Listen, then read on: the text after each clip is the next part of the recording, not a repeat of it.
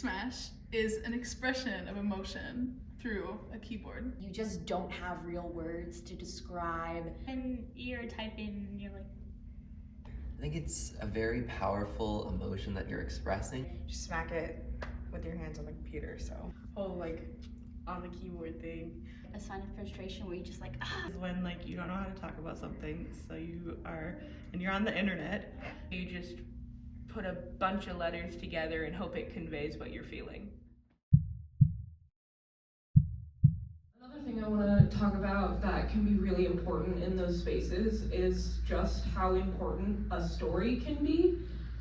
We at Rising Youth Theater did a lot of story circles where we kind of just like had conversations about like ourselves and like the things we've gone through and the things we've been through, and just it's really, you don't really think about it until you're in that space and like listening to somebody else telling their story and like seeing yourself in it and finding things you relate to and just being able to feel seen. So I think one thing that like can really help is just having one person who is comfortable telling their story or a story, because that can really just like make so many things unfold, like a beautiful like butterfly effect where like I hear someone say something that I'm relating to and that I feel close to, and now I feel comfortable and I feel safe enough to share my own story and wear my own heart on my sleeve, because that's what we're all doing. We're like in this together. So I think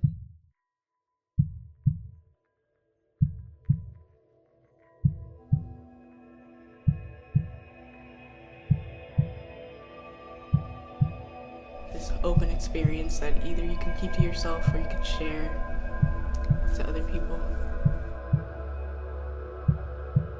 I'm human and I'm allowed to feel things and go through things, and it's not always going to be easy, but also that's like I guess like the best part for me, just because like I know that I can grow, and like it all comes from me, so like to have that power is really cool.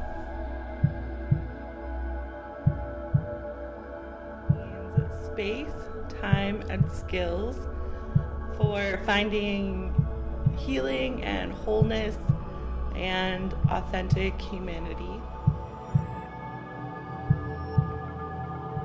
Mental health is a personal and inevitable loop towards sustainability. It's fluid, it's always changing, it's different from person to person, but I think at its core, mental health is the active, never-ending nurturing of a person's entire being, mental, physical, spiritual, and otherwise.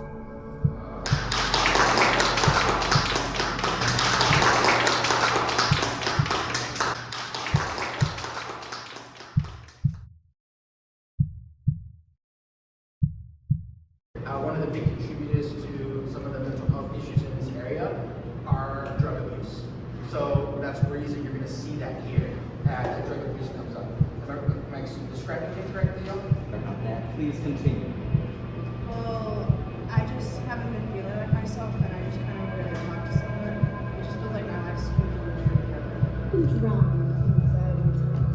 I feel like I can't breathe anymore. I'm suffocating. My room's a disaster and I can't sleep.